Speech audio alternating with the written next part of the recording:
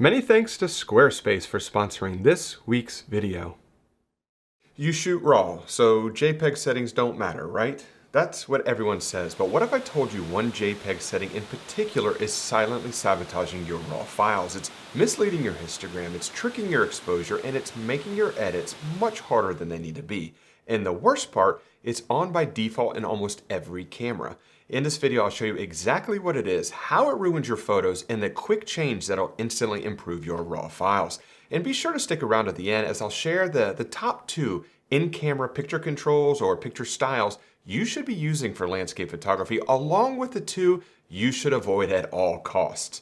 So to jump right into it, if you think about this, when you are in the field and you are at the point where you have your composition set and you need to start to dial in specific camera settings, now, assuming you're not shooting in full auto, but if you're shooting in manual mode, aperture priority, shutter priority, when you have to decide what camera settings you want to dial in for a particular scene, you are more than likely going to use one of these 3 methods, if not all 3. 1, you're going to look on the back of your LCD to determine if the photo or if the image is too dark, if it's underexposed, or if it's overexposed. Another approach is you're going to look at the light meter, and that's going to help you to determine if it's underexposed, overexposed, or perfectly exposed. And the best option, in my opinion, is using the histogram. And the histogram is going to tell you overexposed, underexposed, or if it looks just right. So these 3 methods, these are the ways that photographers, you and I, determine the camera settings we need for a particular scene.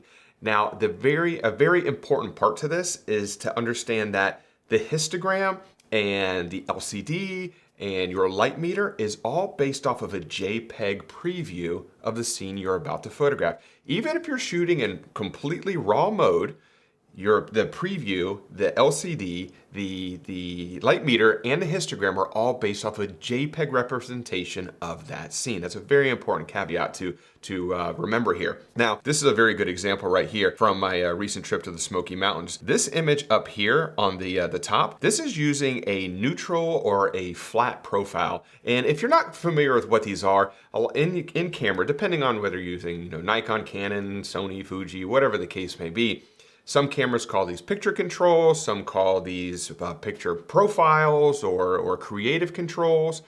These are the things that you have to pick. You're gonna have to pick one of these in camera. And what's standard when the camera is shipped to you is more than likely it's gonna be set in an automatic or a standard mode. But you're gonna have to pick one of these. And like I said, if you're not familiar with what these are, it's more than likely your automatic, standard, vivid, landscape, neutral, flat. These are all the most common types of picture controls that cameras have today. But this image right here from the Smoky Mountains, this one at the top, I believe was a flat or a neutral profile. And then the one down here at the bottom, this is that landscape profile or landscape camera control. Now they look pretty much the same, but when you look at the histogram, this is a big difference. This image right here, this is the neutral, this one right here is the landscape. And as I click on these, look at how that histogram changes. Now, when you're shooting in RAW, these types of camera controls don't impact that RAW file, but it does impact what you see on the back of the screen. It does impact your light meter, it does impact your histogram, because all 3 of those are based off of a JPEG preview. Very important part. So when I use the flat or neutral profile at the top, I was able to push this exposure all the way to the right, exposing to the right, getting as much detail in the shadow areas over here in order to get the greatest dynamic range. But when I switched it to the in-camera camera control or picture control of landscape, that histogram got pushed way too far to the right. It was overexposed. So then I had to reduce my exposure, and I ended up with this right here. And as you can see, there's a lot of area of the histogram that I did not pick up, but this one I did. And as you can see, the camera settings changed. I went from f16 here down to f11 because this camera control was much more underexposed, and I had to let more light in. So using those camera controls basically made me make a change to my camera settings that I was using, which ultimately did change that RAW file. So that's a very important part here. So once again, this image right here was with that flat or neutral camera control, and this one right here was with the landscape one. Although these types of in-camera picture controls and picture profiles will not change your underlying RAW file, it is going to change the information that you use to determine the camera settings that you want to dial in. And that's a very important part of this.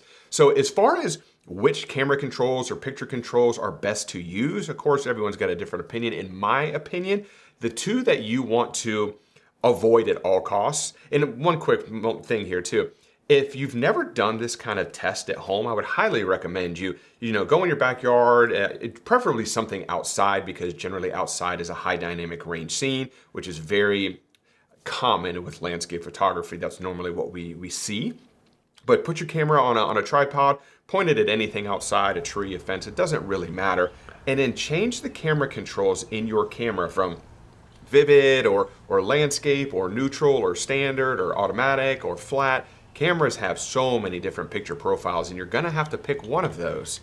But as you change those, pay attention to your histogram, and you will see how your histogram will change as you move those controls. Remember, it's not gonna change the raw file, but it is going to change your histogram, your light meter, and what you see on the back of your camera. And those are the three things that we use as photographers, you and I, to determine the camera settings that we're going to dial in. That's very important. Now, the camera or picture profiles or picture controls that you want to avoid. In my opinion, you really want to avoid vivid and landscape. Both of these picture controls really boost contrast and saturation, and it can really mislead you into thinking highlights are not blown in a raw file.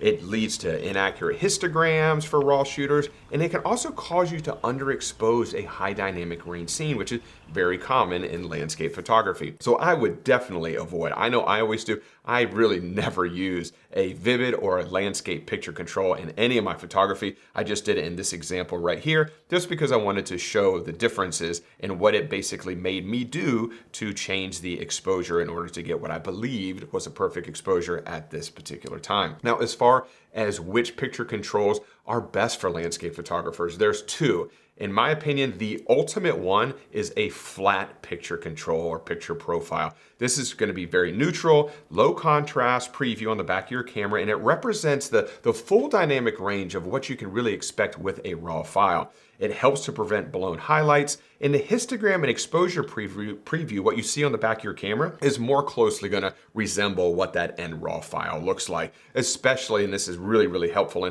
in high contrast scenes like sunrise and sunset, which is what we as landscape photographers are often shooting. So I believe a flat picture control is definitely number one. A close second is the neutral picture control. Now, the neutral picture control is a little bit more contrast than flat and a little bit more saturation than flat, but it's going to avoid that overly punchy look of vivid or standard. And it's a real good middle ground for a more natural preview. So if you don't like the way the flat profile looks on the back of your LCD, you could switch to neutral. Sometimes a lot of people don't like to use that flat picture control because when you look at it on the back of your camera, it's not going to look amazing. When you use vivid or landscape, that generally is what looks the best on the back of your LCD. But it could lead you to making exposure changes that are ultimately going to negatively impact your raw file. So using a flat or a neutral profile is going to be the best starting point for you. So I found that information extremely helpful. I know I always used to leave my camera in the standard default, which I believe, I can't speak for every camera out there, but more than likely it's going to be set at automatic or it's going to be set at standard. And those are generally not the two best picture controls to be using for outdoor photography. So I do hope that information was helpful. And before I do wrap up things here, I just want to say a huge thank you to the sponsor of this week's video, which is Squarespace, who I use for all of my website and e-commerce needs. Squarespace offers a stunning, user-friendly platform to build your website. With their Blueprint AI design system, you can showcase your photography and create a standout online presence with ease. Plus, built-in Squarespace SEO tools help your site appear in more searches, making it easier for the right customers to find you. And if you're looking to sell online, Squarespace's online store feature provides everything you need to sell your physical goods, digital content, or services seamlessly. So if you're looking to start a new website or possibly upgrade your current website, check out squarespace.com/Mark Denney for a free trial and 10% off your first purchase. So I hope you enjoyed this week's video. If you have any questions about picture controls or picture profiles or creative styles or any of that stuff in camera, please leave those in the comments section below and I'll do my best to get back in touch with you as soon as humanly possible. And if you did enjoy this week's video, if you could, give it a thumbs up, subscribe to the channel if you're not subscribed already. And as always, I really do appreciate you carving out a little bit of time to spend it with me here today, and I will see you all next Wednesday. Bye.